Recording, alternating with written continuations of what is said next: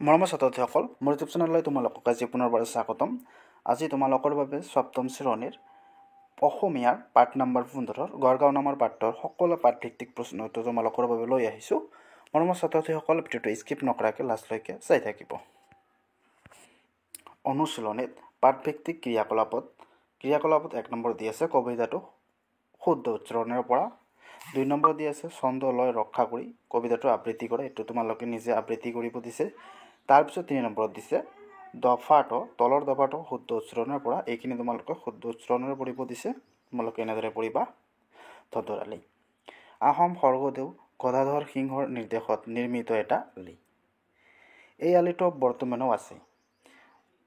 আলিটোৰ মূৰেৰে আছে বৰ্তমান ডিব্ৰুগড় জিলাৰ নামৰূপ আৰু আনটো মূৰে আছে বৰ্তমান গোলাঘাট জিলাৰ কামৰবান্ধা।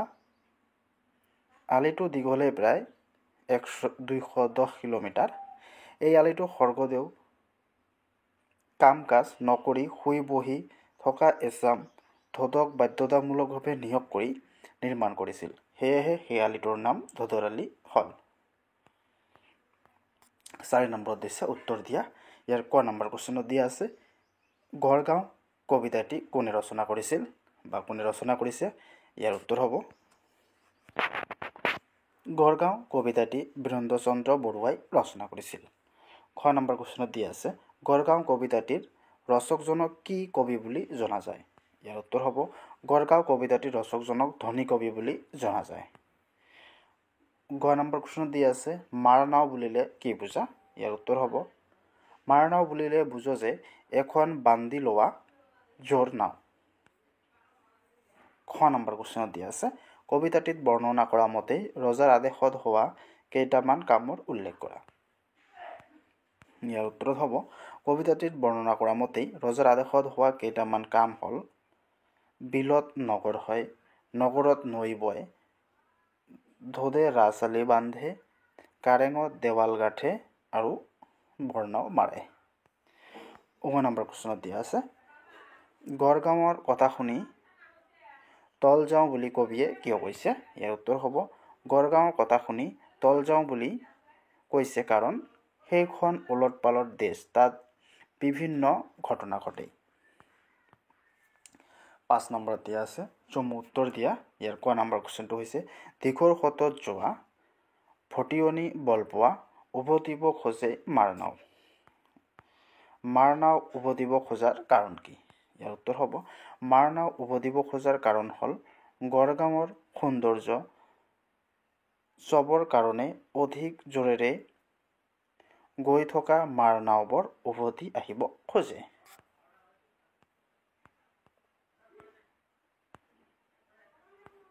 খ নম্বৰ কুৱেশ্যনত দিয়া আছে ওলট পালট দেশ কথাৰে নহয় শেষ, কাঠৰিৰো ডাবে তাৰ কাঠেই বুলি কবিয়ে কি বুজাব খুজিছে। ইয়াৰ উত্তৰ হ'ব উক্ত কথাৰে কবিয়ে বুজাব খুজিছে যে ওলট পালট দেশ বুলি কোৱাৰ কাৰণ হৈছে গড়গাঁৱত এটা নিৰ্দিষ্ট নিয়মেৰে কোনো বস্তু পৰিচালিত নহয়। কাঠাৰীৰ দাৱে কথাটো যেনে সম্ভৱ তেনেই ইয়াৰ সকলো মানুহৰ কাৰণেই সকলো কাম কৰাটো সম্ভৱ আছিল। গ নম্বৰ কুৱেশ্যনত দিয়া আছে নাই দিন নাই ৰাতি, নাই পানী নাই মাটি, আদেশ মাথোন হয় সাজ। কবিতা ফাঁকি থকা সাজ শব্দই কি বুজাইছে। ইয়াৰ উত্তৰ হ'ব কবিতা ফাঁকিত সাজ শব্দই সেইবিলাকক বুজাইছে কাৰেংঘৰ, অন্যান্য ঘৰ দুৱাৰ, ৰাজধানী সুৰক্ষিত কৰিবলৈ ৰাজধানীৰ চাৰিওফালে গড় সজা। গ নম্বৰ কুৱেশ্যনত দিয়া আছে অহা যোৱা নাই তাত শেষ, জনে জনে ভিন ভিন বেশ। এই কবিতা ফাঁকিৰ মাজেৰে কবিয়ে কি বুজাব বিচাৰিছে। ইয়াৰ উত্তৰত হ'ব এই কবিতা ফাঁকিৰ মাজেৰে কবিয়ে বুজাব বিচাৰিছে যে কৃতি কাহিনী আৰু মনোৰম ৰূপেই দৃশ্য চাবলৈ নানা ধৰণৰ বেশভূষাৰে অনবৰতে মানুহে তালৈ অহা যোৱা কৰি আছিল। মানুহৰ সোঁতত অন্ত নপৰিছিল। 6 নম্বৰত দিয়া আছে কবিতাটোৰ মূল কথাখিনি গদ্যত প্ৰকাশ কৰা। ইয়াৰ উত্তৰ হ'ব আহোম ৰাজ্যৰ কেইবাখনো ৰাজধানীৰ ভিতৰত গড়গাঁও আছিল অন্যতম। স্বৰ্গদেউসকলে নিজৰ ৰাজ্যৰ এই ৰাজধানীবোৰ আটোম টকৰিকৈ সজাইছিল। ৰজাৰ আদেশ, তগৰ, চহৰ, গড় আদি নিৰ্মাণ কাৰ্যত মানুহবোৰৰ দিন ৰাতি অনবৰতে ব্যস্ত হৈ থাকে। লানি নিচিঙা বনুৱাই হাঁহখনিৰ আঠাৰেই ছটাছত ইটাৰে কাৰেংঘৰ আদি নিৰ্মাণ কৰি আছে। মানুহবোৰ গাত অপাৰ শক্তি, বঁটা নহ'লেও হাতেৰেই নাও বায়, অস্ত্ৰ নহ'লেও দাঁতেৰেই অস্ত্ৰৰ কাম কৰে। এইবিলাক কথা শুনি কবি গৌৰৱত আত্মহাৰা হৈ পৰে। 7 নম্বৰ দি আছে তলৰ দফাত থকা খালী ঠাই পূৰ কৰা। উত্তৰ হ'ব বিদেশীৰ চকুথিৰ, স্বদেশীৰ উখচিৰ, দেও লগা মানুহৰ দেশ। উজুটিত ভাগে দাঁত, কোঠালত মাৰে হাত, অহা যোৱা নাই তাত শেষ, জনে জনে ভিন ভিন বেশ। 6 নম্বৰ উত্তৰটো হ'ব সকলোৰে আছে কাম, নোহোৱাই নাই নাম, কাপুৰুষে সদায় পায় লাজ, নাই দিন নাই ৰাতি, নাই পানী নাই মাটি, আদেশ মাথো হয় সাজ, ইচ্ছা যেনে সৰ্ব মহাৰাজ। 8 নম্বৰ দি আছে পাঠৰ পৰা অন্তৰ্ধ্বনি মিল থকা শব্দবোৰ লিখা। উদাহৰণত দি আছে দেশ বেশ। ঠিক তেনেদৰে